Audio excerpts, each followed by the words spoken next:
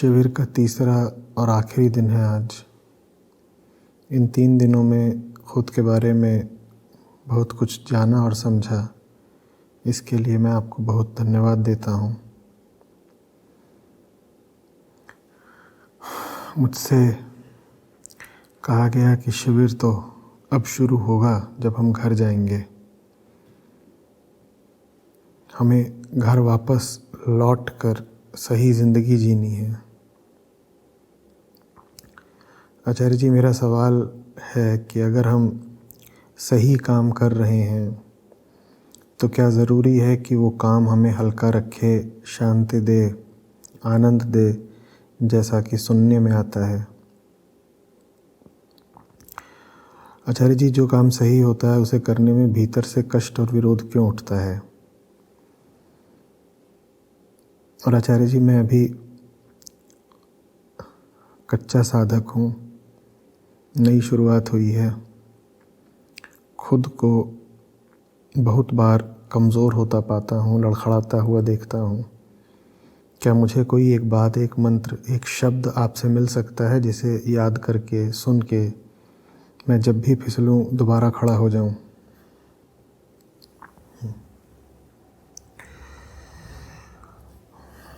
पूछा है कि क्या ज़रूरी है कि सही काम करने पर शांति का और हल्केपन का और आनंद का ही अनुभव हो? बिल्कुल ज़रूरी है, पर कुछ बातें ध्यान में रखनी होंगी।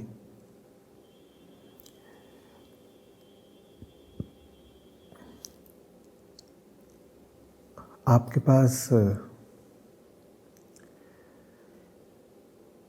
एक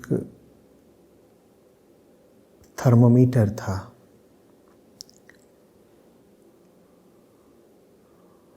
वो कब का ख़राब हो गया था, उसे शायद जानबूझकर ख़राब कर दिया गया था।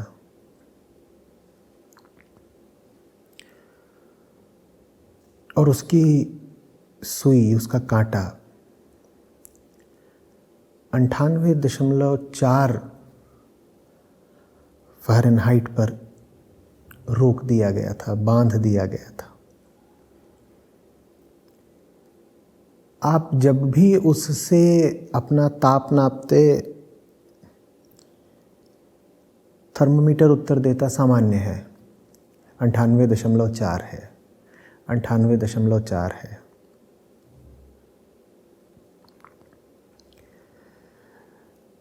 आप गलत ज़िंदगी जीते रहे, जीवन में ताप बढ़ता रहा, उत्तेजना बढ़ती रही, बुखार, ज्वर बढ़ता रहा। थर्मामीटर आपको झांसा देता रहा।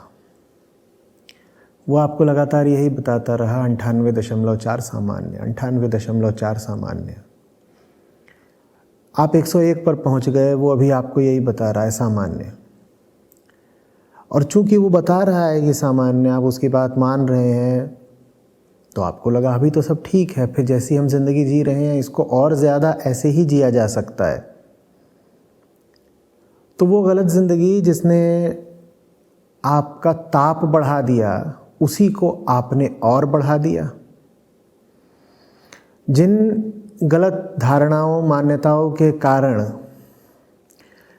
आपका जीवन जलने लगा, आपने उन गलत मान्यताओं, धारणाओं को गलत जाना ही नहीं, क्योंकि थर्मामीटर तो आपको लगातार यही बता रहा था कि सब सामान्य है।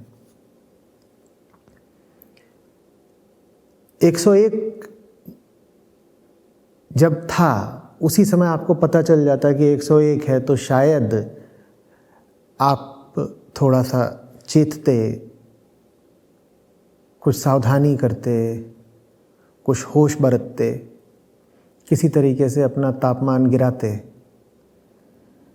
पर 101 पर भी आपको यही कहता रहा कि सब ठीक है, सामान्य हो तुम, जो तुम कर रहे हो, जैसे तुम जी रहे हो, ये बिल्कुल ठीक है, यही तो सामान्य है, ऐसे ही तो होना चाहिए। तो नतीजा ये हुआ कि आपका बुखार आपकी हरकतों से और बढ़ता रहा। 102 हो गया, 103 हो गया, और आपकी आदत लग गई 102, 103 में जीने की, और कोई तरीका नहीं था आपको ये ज्ञात होने का कि आप बहुत बीमार हैं। आप दूसरों का हाथ पकड़ते, उनके हाथ भी आपके जितने ही जल रहे थे, क्योंकि सबके थर्मामीटर एक हैं। वो थर्मामीटर किस फैक्ट्री से निकले हैं जानते हैं आप?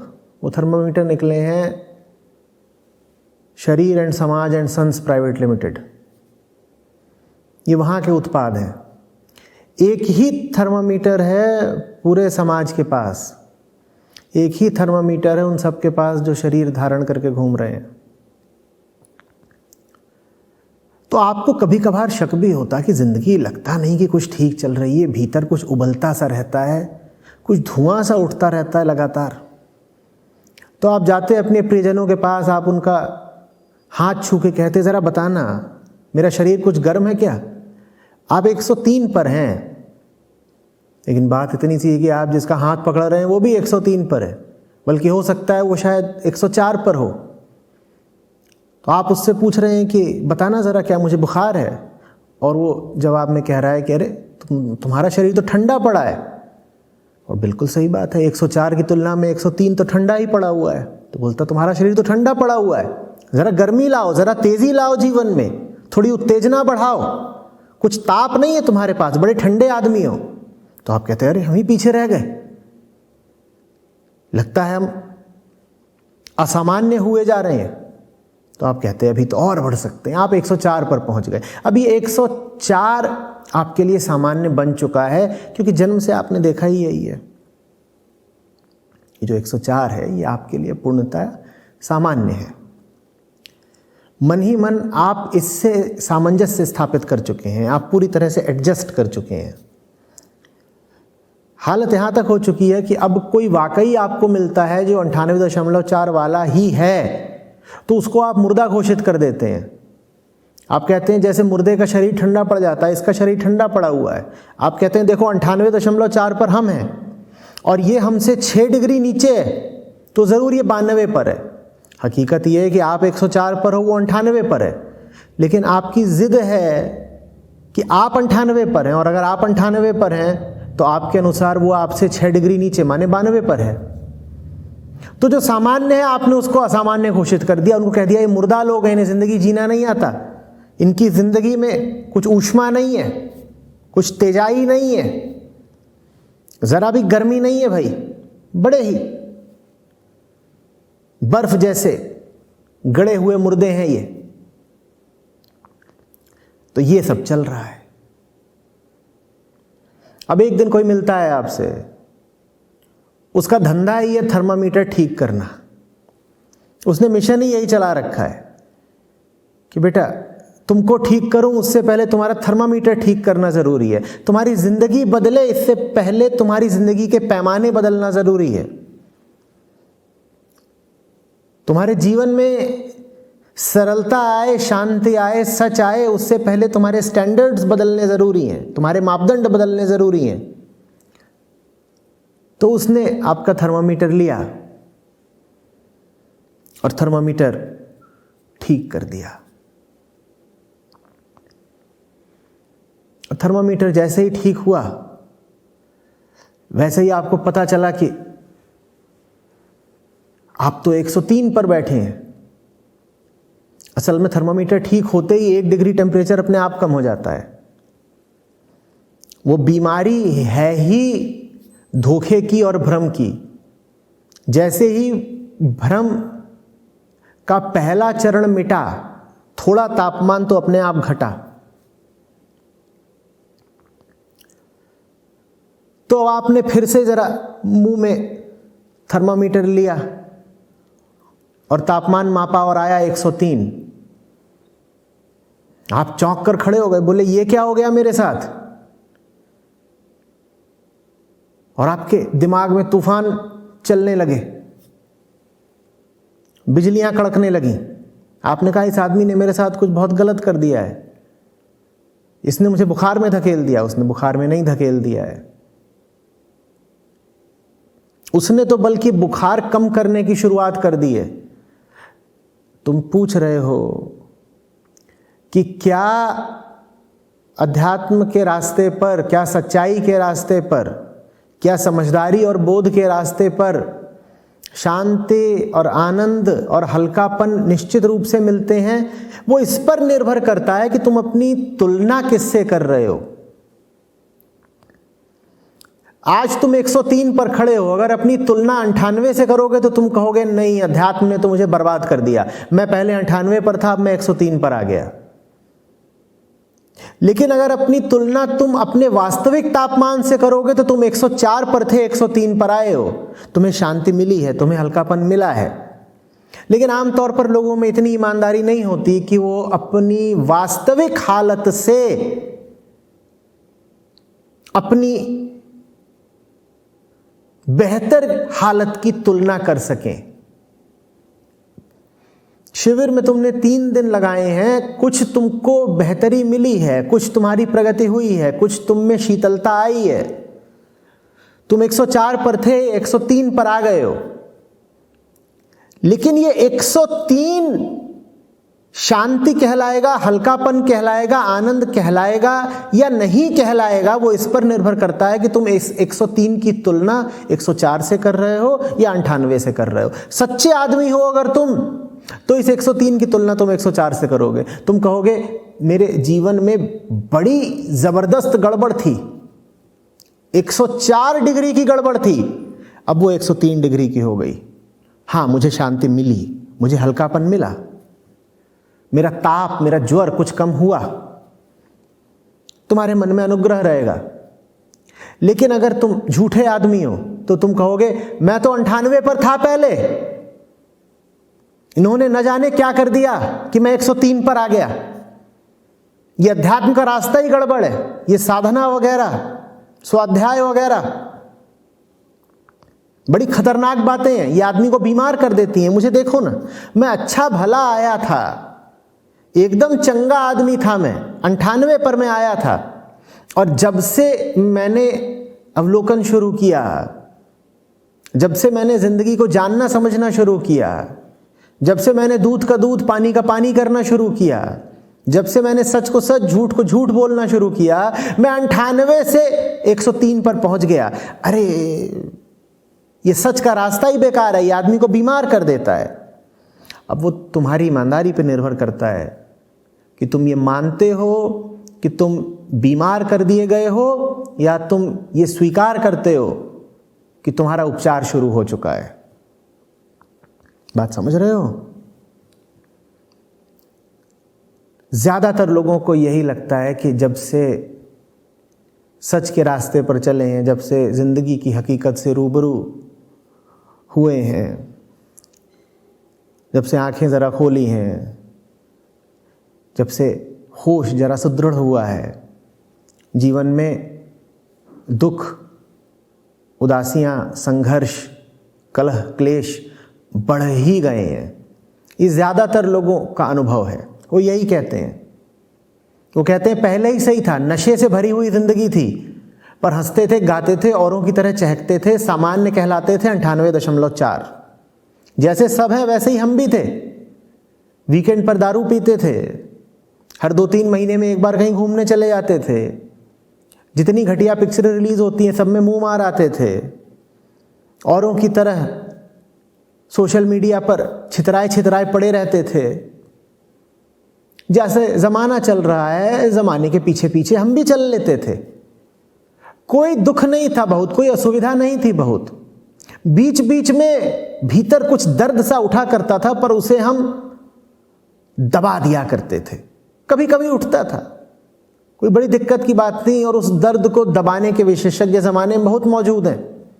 हम उनसे सलाह लिया करते थे, वो जो भी गोलियां दे देते थे, कभी एनाल्जेसिक, पेन किलर, कभी कुछ और, वो हम ले लेते थे। कभी मनोरंजन, कभी नशा, कभी पैसा, कभी भ्रमण, कभी रोमांच, कुछ थ्रिल, कुछ सेक्स, ये सब मिल जाते थे तो फिर भीतर जो दर्द उठ रहा होता था वो दब जाता था। और कभी कभार ऐसा होता था जब साल 2 साल में जब एनाल्जेसिक भी काम नहीं करते थे तो छोटा मोटा एनेस्थीसिया ले लेते थे, हो जाता था सब।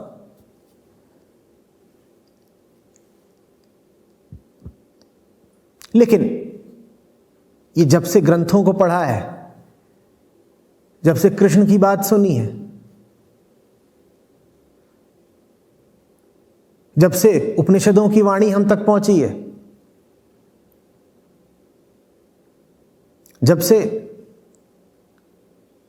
संतों के गीत कानों से टकराए हैं, तब से बड़ी गड़बड़ हो गई है। सारा जहान मस्त, मैं अकेला त्रस्त, मेरी ही हालत खराब है, सब मौज कर रहे हैं, हैप्पी हैप्पी हैं, और मेरी हालत देखो, मैं ही अकेला सिकंदर साधक निकला हूं, बड़ी खराब हालत है मेरी। ज्यादातर लोगों का यही अनुभव रहता है। वो ऐसी ही आप बीती बयान करते हैं। तुम भी ये कर सकते हो।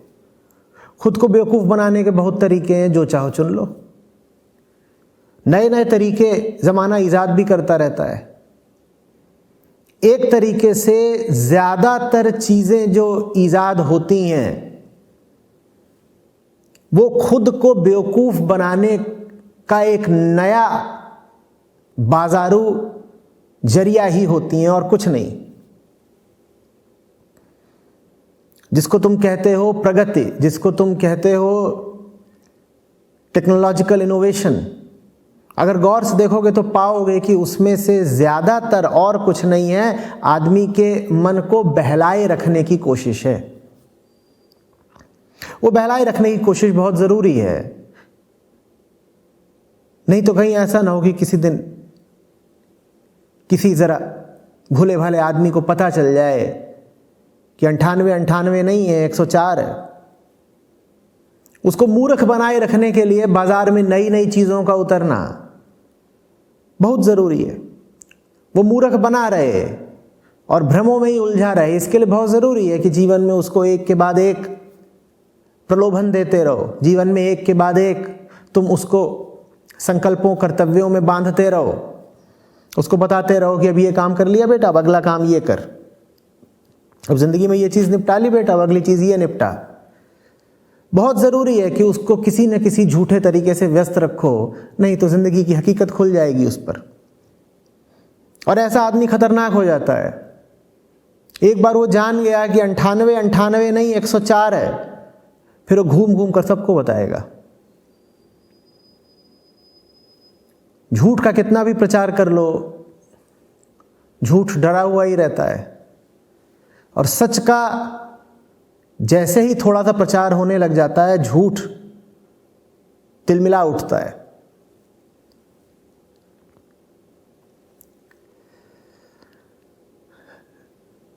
शिविर के बाद निश्चित रूप से जीवन में शांति आएगी, लेकिन जब तुम शांति कहते हो तो तुलनात्मक रूप से कहते हो ना।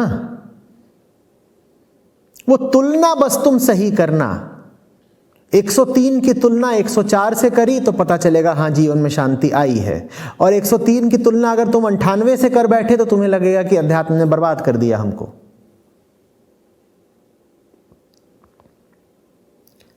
बात आ रही है कुछ समझ में?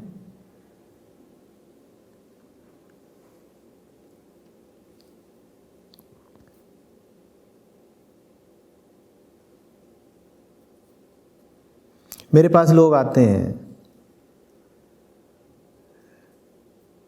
और कई बार धोखे से, ईमानदारी के किसी क्षण में कह ही जाते हैं कि आचार्य जी आपके पास आए, बड़ी संगत की, बड़ी बातें सुनी, बड़ा पालन भी किया, लेकिन वो सब नहीं मिला जो हमें चाहिए था। बड़ा दर्द रहता है लोगों के दिलों में। मैं पूछता हूं कि इस बात के लिए शुक्रगुजार नहीं हो तुम मेरे कि तुम्हें वो सब नहीं मिला जो तुम्हें चाहिए था?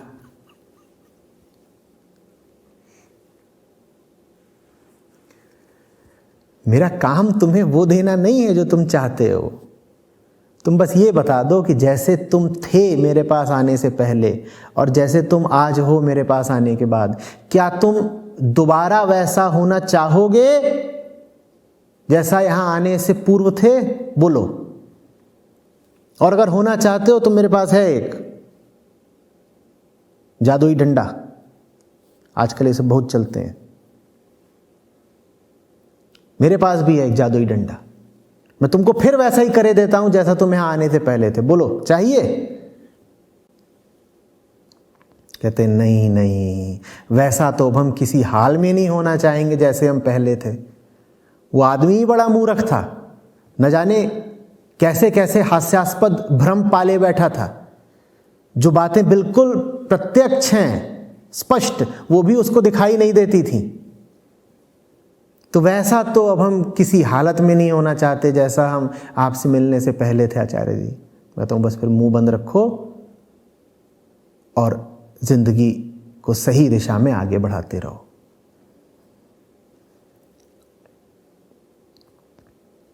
बात समझ में आ रही है?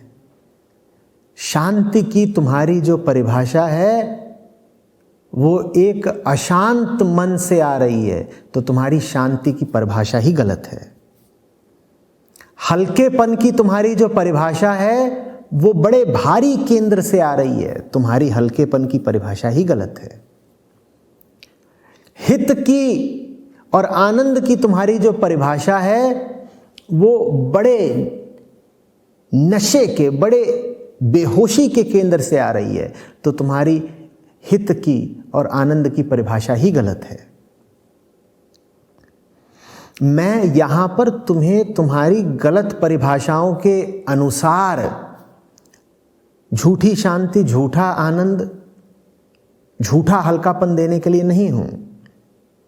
मेरा काम है तुम्हारा थर्मामीटर ही ठीक कर देना, तुम्हारे पैमाने ही बदल देना। तुम्हारा जो भीतर वैल्यू सिस्टम है, जीवन के मूल्यांकन की भीतर जो पूरी व्यवस्था बैठी हुई है,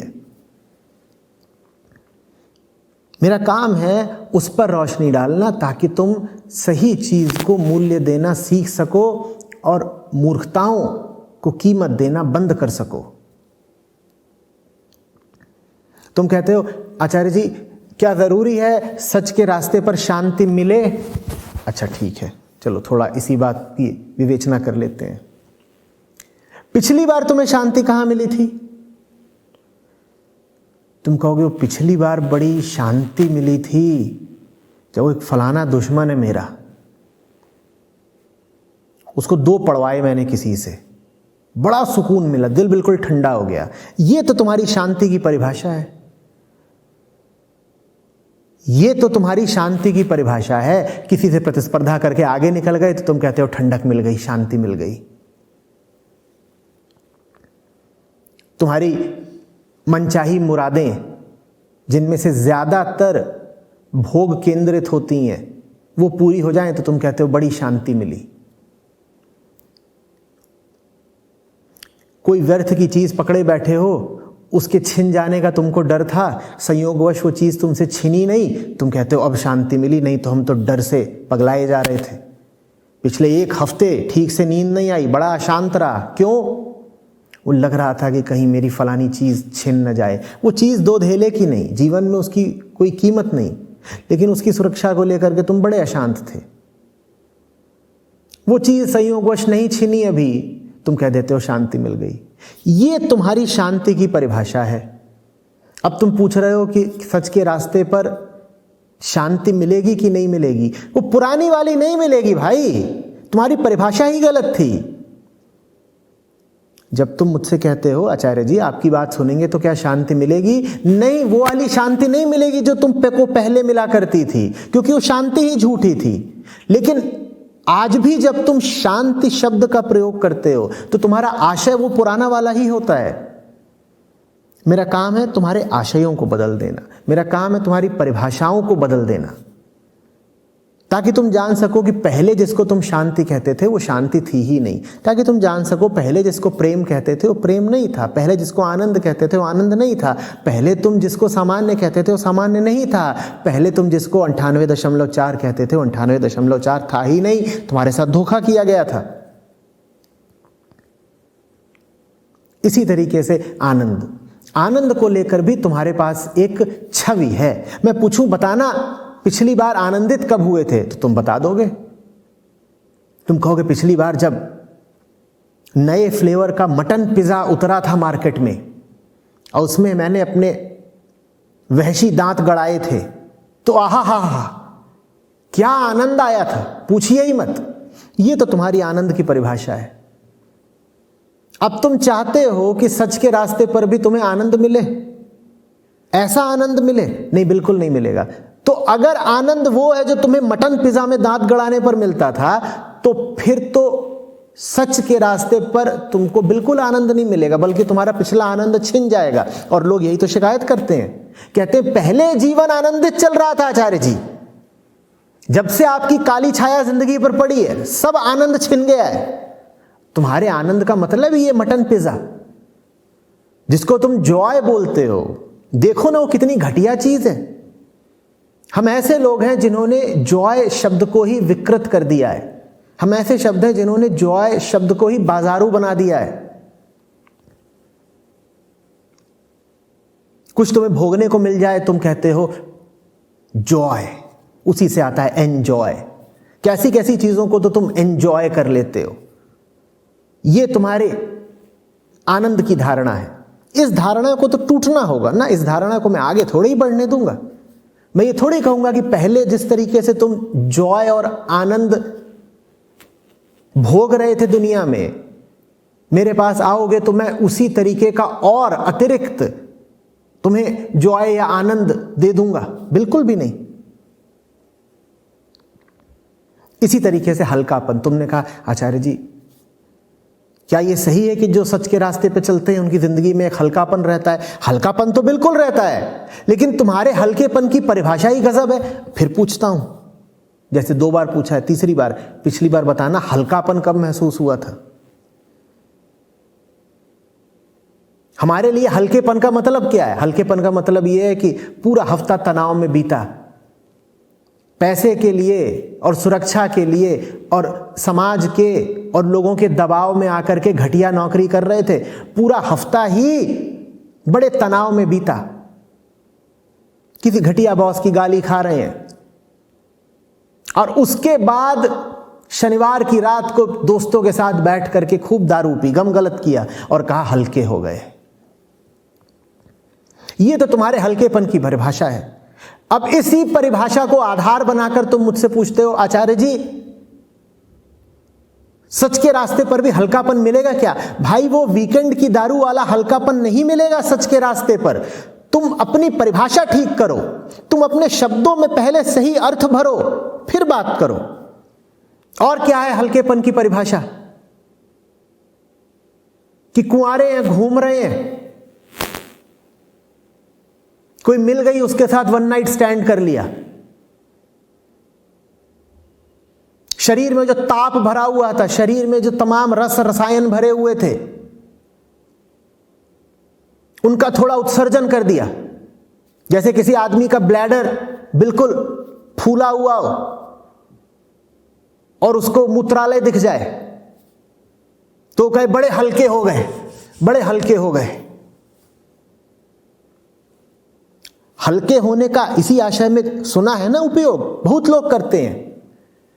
टट्टी आ रही है, पेशाब आ रही है और कुछ दिखाई नहीं पड़ रहा कि कहां जाकर के मूत्र त्याग मल त्याग करें, फिर एक झाड़ दिख जाता है तो कूद के झाड़ पर चढ़ जाते हैं और फिर बाहर निकलते हैं थोड़ी देर बाद, उनके चेहरे पर अद्भुत हल्कापन रहता है और कहते हैं आहा फीलिंग सो लाइट, बड़ा हल्का अनुभव कर रहा हूं। ये तो तुम्हारे हल्केपन की परिभाषा है। सच के रास्ते पर हल्कापन फिर थोड़ा ही मिलेगा तुमको, परिभाषाएं ही गलत हैं। ठीक तो करो पहले परिभाषाएं। हल्कापन मिलेगा, असली हल्कापन मिलेगा। और वो हल्कापन तुम तभी अनुभव कर पाओगे, इस नए हल्केपन को तुम तभी सम्मान दे पाओगे जब पहले तुम मानोगे कि तुम अध्यात्म से पहले कितने भारी थे। 103 तापमान में भी तुम ग्रेटिट्यूड से, अनुग्रह से तभी भरे रहोगे जब पहले तुम मानोगे कि तुम पहले तो 104 पर थे। अन्यथा तुम्हारे मन में किसी तरह का कोई अनुग्रह नहीं उठेगा, कोई ग्रेटफुलनेस नहीं आएगी तुम्हारे अंदर। बात समझ में आ रही है? तुम तो बल्कि किसी झूठे 98 वाले सपने से तुलना करोगे और कहोगे बर्बाद हो गए, ठीक ही तो चल रहा था सब कुछ। तो अध्यात्म निश्चित रूप से जीवन में हल्कापन लाता है, लेकिन हल्के तुम हुए हो या नहीं हुए हो, मैं कह रहा हूं, यह समझने के लिए पहले तुम्हें देखना पड़ेगा कि तुम्हारा वर्तमान जीवन ही कितना भारी है। एक बार इस बात की अभिस्वीकृति उठेगी भीतर से, एक्नॉलेज करोगे जब, तब कहोगे कि हाँ, पहले मैं अपने ऊपर 250 किलो का वजन रख के चल रहा था और अब वो वजन 225 किलो का है, तो मैं हल्का हो गया। लेकिन 225 किलो का वजन तो अभी भी है तुम्हारे ऊपर। अगर तुम अपने आप को यही सांत्वना देते रहोगे कि नहीं, मेरे ऊपर तो कोई वजन पहले था ही नहीं, तो अब तुमको लगेगा कि नया नया तुम पे 225 का वजन डाल दिया गया है और तुम बड़े रोष से भर जाओगे। तुम्हारे भीतर सच के प्रति बड़ा विरोध उठेगा। तुम कहोगे पहले तो मेरे ऊपर कोई वजन था ही नहीं, अभी 225 किलो डाल दिया गया है। बाबा, तुम पे 225 किलो डाल नहीं दिया गया, तुम्हारा 25 किलो वजन घटा दिया गया है। यहां आने से पहले तुम 250 किलो का वजन अपने सर पे रख के चल रहे थे। मानो पहले। मुझे इतनी बार क्यों तुम्हें समझा समझा के कहना पड़ रहा है कि मानो पहले? कारण बताए देता हूं। अहंकार को यह मानने में बड़ी तकलीफ होती है कि आज से पहले वो एक बहुत घटिया और बड़ा मूर्खतापूर्ण जीवन बिता रहा था। लेकिन कोई सुधार तुम्हारे जीवन में आ सके, इसके लिए पहले तुम्हें मानना पड़ेगा ना कि जिंदगी घटिया जा रही है, बेमकसद जा रही है, ना ओर है ना छोर, ना कोई तर्क है ना तुक। अंधी बेहोशी में बस जिए जा रहे हैं। ये मानना पड़ेगा ना। हमें ये मानने में बड़ी तकलीफ होती है। हम कैसे माने कि हमने अपनी पिछली 20 साल की, 30 साल की, 50 साल की, 70 साल की जिंदगी अंधी बेहोशी में गुजार दी है? तो हम मानते ही नहीं। हम कहते हैं नहीं, हम ठीक ही जी रहे थे, 98.4 पे जी रहे थे, सामान्य थे। हम मानते ही नहीं। जब तुम अभी तक ठीक ही जी रहे थे, तो फिर अब तुम्हें किसी नए उपाय की, किसी नए रास्ते की जरूरत क्या है? भैया, जीते जाओ वैसे जैसे जी रहे थे, मेरे पास मत आओ। मेरे पास आओ तो पहले ईमानदारी से ये स्वीकार करके आओ, ईमान के आओ कि हाँ, जीवन में समस्या है, जीवन में बड़ी नादानियां, बड़ी बेवकूफियां करी हैं। उसके बाद फिर यहां जो सुधार होगा, उस सुधार को तुम सम्मान दे पाओगे। बात समझ में आ रही है कुछ?